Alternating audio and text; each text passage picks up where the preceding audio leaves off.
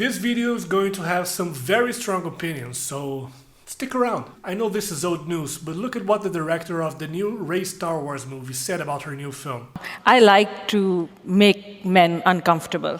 I enjoy making men uncomfortable and recognize that I am working to bring something that makes you uncomfortable, and it should make you uncomfortable because you need to change your attitude. So, let's talk about woke culture on media, shall we? And I want to talk about specifically woke writing, since storytelling is my forte and the reason I created this channel. But I don't want to be here just complaining about it because we've heard enough already. And at this point it's getting really tiresome, right? So let's address the actual problem through this point of view. I want to give you guys my technical point of view on the matter as a writer. A fresh take on it, if you will. So to do that, let's use some works as reference points. The Last of Us 2, The Last of Us TV series, the Amazon Prime series Bosch, and a few other honorable mentions along the way. So, what exactly is woke writing from a technical standpoint? How does it influence the quality of the stories? And how can an author be woke but in the right way? These are the questions I'm gonna answer in this video. Excellent! Hello, what's up guys? I'm Caesar, this is Caesarverse, the channel where I bring you into my universe. So, first off, let's address the elephant in the room. Why do people write stories in the first place? The most obvious reason is I had an idea, right? There could be others like I want to be famous, I want to shock the audience, I want to write something that I've always wanted to see but never got made. But most importantly for today's topic, I want to convey a message. There's nothing wrong with using storytelling for that. In fact, that's the most powerful way to do so. Therefore, it is a very valid reason to want to write a story. And that's where the danger lies. Because, you see, as writers, we are artists, right? And as artists, our art is storytelling, right? With that in mind, the most important thing we should consider when expressing our art is the story. It's not personal satisfaction, it's not the judgment we'll receive, it's not what we want it to be because it'll make us feel good, and it's not even the message we want to convey. The most important thing must always be the story. So like I said, a message is a great starting point to feel and enrich an idea. All stories have some kind of personal element from the author that varies in importance to them, but therein lies the rub. Some people get so caught up in the message they feel burning in their chest that they put the message above the story they want to tell, and the result ends up being a work at best mediocre, with some moments that the audience finds odd because they seem too much like a lecture. You've seen it, I've seen it, it's no secret at this point, right? And here's something that it is a secret apparently. Nobody likes that. It is never a good experience to be ejected from a movie, a book, a game or whatever because the social critique started to become more important than the artistic work that requires technique, sensitivity, timing, planning, and a bunch of other things to truly touch the audience's heart. So, prioritizing the message above the story is what me, Caesar, I call woke writing. And if you there who are agreeing with me because you're also like kind of right-wing or whatever and plan to use this as an argument for something, hold on, because I'm not done. This kind of approach to writing does not have a political side. Sure, woke culture is something specifically progressive and left-wing. However, a thing that started to happen is right-wing artists wanting to one-up woke productions and produce their works only as a response to things that bothered them, which ends up falling into the same trap as the other side, of not focusing on the story, but on the message. Which, by my definition, makes you end up kinda woke too, because you're literally doing the same thing as them. And I'm aware that woke here doesn't really fit the bill, but I can't find another term in English to be equivalent. So help me out in the comments below because I think I was pretty clear on the message that I was conveying. Anyway, a well-written story will always be able to deliver a message, regardless of what that is. A very strong message, however, is never enough to tell a good story on its own, or at least a competent one. And that's why I don't respect woke works, and even less woke authors, because the description of our profession is that of storytellers, not messengers, not lecturers, not educators, or even worse, influence. Oh my god, I feel my mouth watering a little bit. Okay, that's better. So, a left-wing storyteller who does this. Cala sua boca que eu sou sua mãe!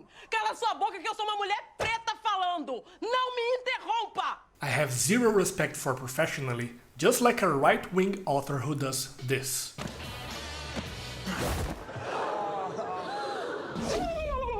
That's That's the biggest I've ever seen on a lady. Because both of them are disrespecting the art form they set out to create. I wouldn't have a problem with either of them if they had been made with a good story behind them, or at least with that intent. But since they use the storytelling in this banal way, I always root for and celebrate when it flops. Told you, some very strong opinions in this video, and I'm not anywhere near done. Now, to answer the second question, let's dive into the examples. The Last of Us Part 2 features a lesbian couple, a stoner, a buff woman, a trans character, and an useless Asian bro dude. The last one's not really a problem, I just really wanted to say that. And why I don't consider this woke writing? Because those traits are not the entire personality of these characters. And none of these characters are presented as the paragons of virtue who improve the world they pass through just by being who they are, because after all, they're all part of the alphabet people. And this is a notion that the game's narrative lead, Haley Gross, had in mind when writing Lev, the trans character. Here's what she says in the making of The Last of Us Part 2.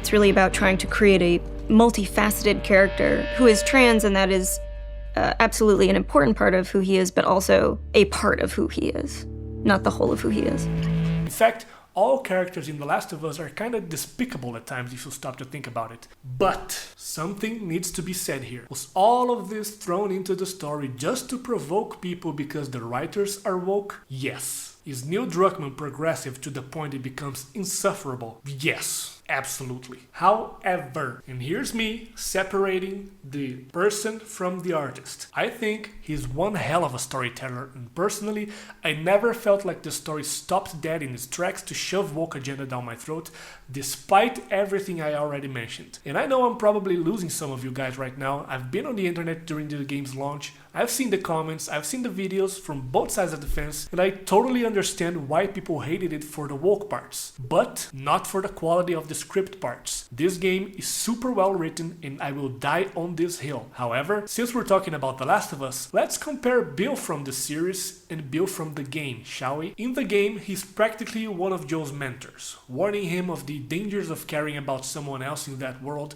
and kinda pulling him to the opposite side of his mission. Like what I talked about in the last video, having a character pulling the protagonist towards what he wants and another pulling towards what he needs. If you haven't seen it yet, check it out, cause I explained this concept in much more detail there. Anyway, moving on. Bill's a bitter, sad, lonely guy and even a bit of a jerk, but he's someone who, despite all that, is trustworthy and doesn't turn his back on an ally in need, albeit in his own special way. Game Bill serves the purpose of adding weight to Joel's moral balance, as well as helping in the development of his relationships with Ellie, which is the reason the story exists, by the way, and just as important as that, Bill's there to help them accomplish a mission objective, which is to find a car. And at the end of this whole journey, we discovered why Bill is so bitter due to the passion he had for Frank, who couldn't stand living with him because Bill was a jerk, and then he got infected and wrote a farewell letter before unaliving himself, saying that was better than to spend another minute with Bill. That was Game Bill. Now, TV Bill, on the other hand, starts off being portrayed as the conspiracy nut, the jerk we know and love from the game, but as the episode progresses, he's just gay. Nothing more. He doesn't fulfill any of his functions for the main reason that this story exists, which is Joel and Ellie's relationship. He doesn't even know Ellie, and we have over an hour of just a romance which, although very well written, feels more like a what-if episode than a canonical chapter of The Last of Us. And at the end of all this, a letter saying, "Oh look, I don't know if you need it, but here's a car." Well, that's just lazy writing. And that, within my definition that I brought to the video, is woke writing, with a small pinch of pandering too, because the character of Bill here doesn't directly influence anything in the story. He's just a representation of the message the author wanted to convey, and even worse, they made an episode over an hour long just about that, when the last episode of the season, which was supposed to be the most important one, was the shortest of them all, with that rushed ending they did without all the drama of the game. What they did with Sam and Henry, on the other hand, was perfect. It was the necessary adaptation that managed to improve what was already great about the game, which made their tragic ending have even more weight. Too bad their personal ideology screamed louder and they didn't do the same with Bill and Frank. This whole love conquers all in the apocalypse talk didn't convince me at all, and I believe the writers took the easy way out because they didn't have the balls to portray a gay couple having problems, which in real life also happens, you know, and a lot. And this is why I don't get woke writing. They say they want to portray and represent real people and all that stuff that's really pretty on paper, but in reality they cherry pick what parts of the real people they want so that they look good while pandering to the audience. And to answer the third question, I want to give another example using the Prime Video series called Bosch. This series is an adaptation of Michael Connelly's police mystery novels, a guy who, before becoming a novelist, was a reporter for the LA Times, so he knows his stuff when it comes to police drama, basically writing about what he saw every day. The scene in question is from Season 2, Episode 3 at the 16-minute mark. Brasher is an ambitious cop whose ambition only led her to screw up a bunch of times in the first season, and she even got mad at Bosch for not lying for her in the biggest screw-up she made. She fired her gun at herself when she tried to draw it from the holster, expecting him to lie for her during the IA investigation because they were in a relationship. Now, Brasher, after being transferred and suspended for the screw-up, talks to Grace, Bosch's boss, a police lieutenant, and then another character, Marcia, a police captain, arrives, and they start talking about women in the force. The two veterans then start to comment on how they joined the police back in the day when women just had to shut up and do the paperwork without causing trouble, and Brasher, still feeling unfairly treated by Bosch and wanting to fit in, drops the woke bomb and says, "Heh, looks like things haven't changed much for women around here." Look at the face of disdain on their faces when they hear this. And Marcia says, "Look who you're talking to, a lieutenant and a captain, and you're still in the force. In those days you would have been kicked out in a heartbeat and for much less." The subtext here is that she said this as if to say you were reprimanded and transferred not because the big evil patriarchy did you dirty, but because of your own incompetence. But here's the kicker. Grace Billets is a lesbian character.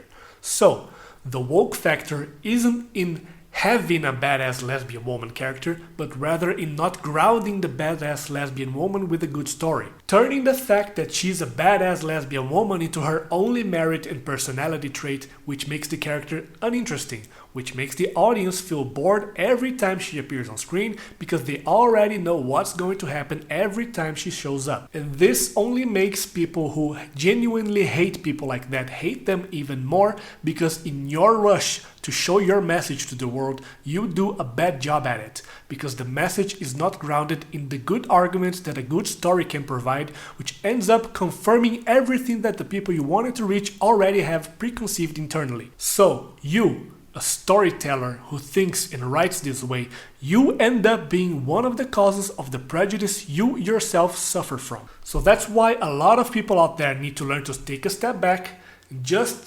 fucking chill. Now, there really are some folks out there who really can't stand seeing women or black people and immediately start complaining. Yes, they are real, but those who defend these kind of characters with tooth and nail have to learn that, just like you, they're a minority. And that there's a reason for the frustration of normal people like me, which isn't just a simple "they are something" phobes and end of discussion. Representation isn't always woke, but in a lot of times it can be. It depends on two things. First, if the story is well written and the character carrying this cross is also well written, or if the work is sold based on the story it will present or on the cause they're using the IP to promote. Any movie or whatever where the news is like the first woman to do such and such, or the first female orcs, or the first black actor to do whatever, you can already tell it fits my description of woke writing because they're ignoring the main point of narrative media, the story. And you know they will either blame the audience or the incels or the toxic whatever or content creators for the flop. Because of course they are never wrong. They are the paragons of justice in everything that's good, just like the characters they project themselves on. So in order to make this concept a little easier to understand, let's play a game while I put on my presenter outfit, just to make this a little bit more professional, where I'll bring a bunch of diverse characters to the discussion and even some ethnicity changes in adaptations, and we'll measure them into my parameters and we'll decide if they are woke or not woke. So let me just get my list here. Okay, here we go. Captain Holt, black guy, gay man, captain of the Brooklyn Nine-Nine police. He's methodical, doesn't understand sarcasm, and extremely logical. And it's precisely these traits that serve as punchlines for the jokes involving him in the series. He's a mentor and father figure to Jake Peralta, and overall an extremely likable character. Not woke. Why? His personality doesn't revolve around being black and gay. He's much more than that, just like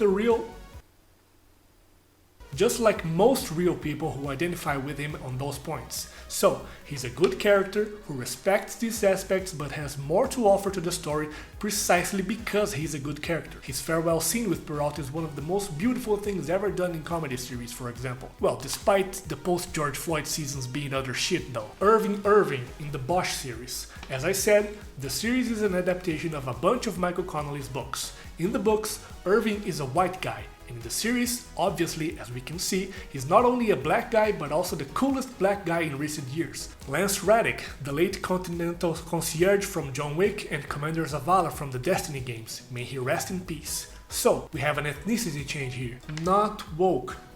Why?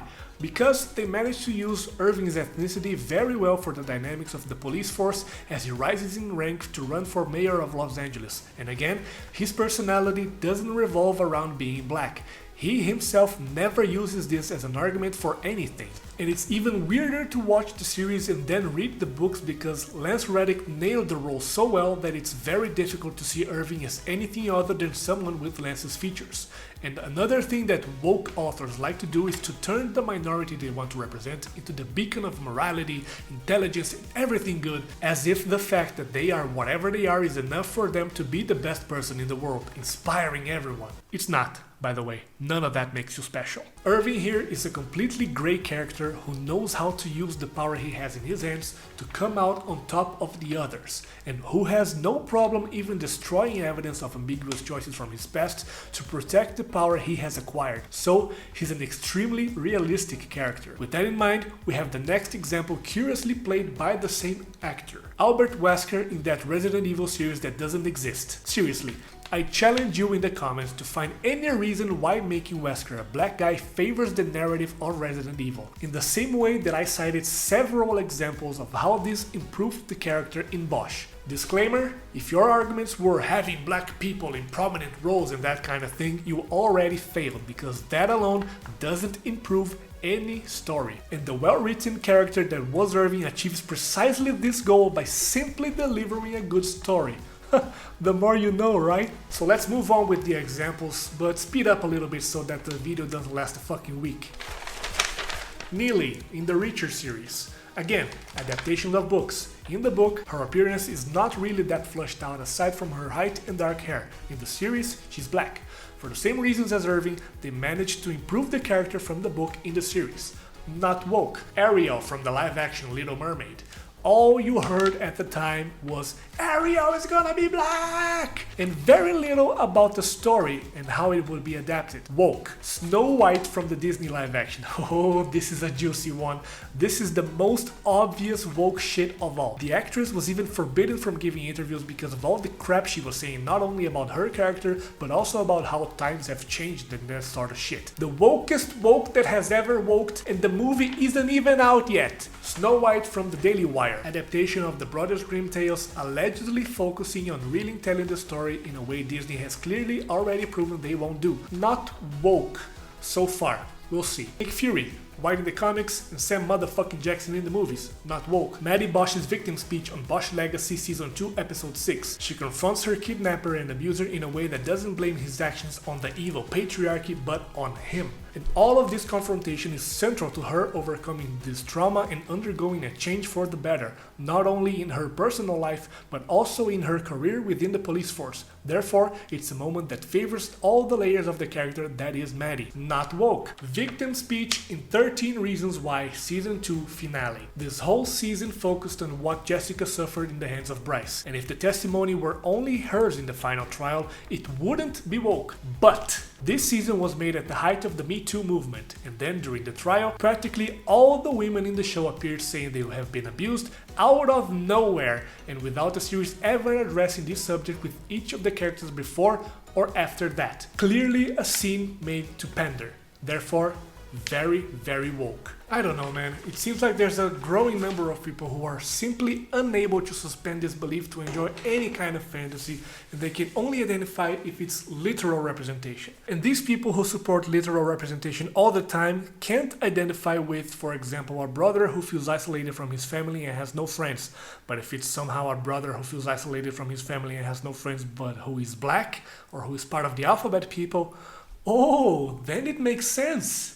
If you take that moment from the Undead Nightmares DLC of Red Dead Redemption, where we learned that the monsters we were hunting in the woods were an innocent Bigfoot family, and it's revealed that we were deceived to hunt them under the assumption that they were dangerous animals, and the last survivor cries and asks to die because we had already killed his whole family, that kind of thing which comes out of nowhere and makes the player emotional and question all their actions is precisely what appeals to the empathy of the audience, thanks to the well-crafted art in the form of storytelling focused on what matters the most, the story. And this is precisely the kind of thing that this group of people seems unable to connect with, even when dealing with such universal human concepts in this way. And the most curious part of all of this is the irony in the following sense. These people who promote forced representation are the ones who can't connect with anything that's not literally like them. Therefore, it's easy to conclude that this person can't feel empathy because they can't put themselves in the other's shoes unless they can see themselves in the character. But that doesn't stop them from demanding that you feel empathy for them at all times, at any costs. Funny how shit like that works, right? And now we're back to the reason I wanted to make this video, which was this statement from the director of the new Star Wars. I like to make men uncomfortable. I enjoy making men uncomfortable. She wants to make men uncomfortable. That's the message. She's not talking about what Rey will face, about post-episode 9 plot, about a new villain, nothing about the story, which should be her priority as a storyteller. She, as an employee of Disney hired to work on one of the most important IPs in the history of pop culture, should have thought, I'm gonna make an awesome story to attract as many people as possible so I can contribute to the canon and leave my mark in that way. But no, her militancy spoke louder and she made it very clear who her movie will be for. So, since the movie is going to make men uncomfortable, I won't watch it.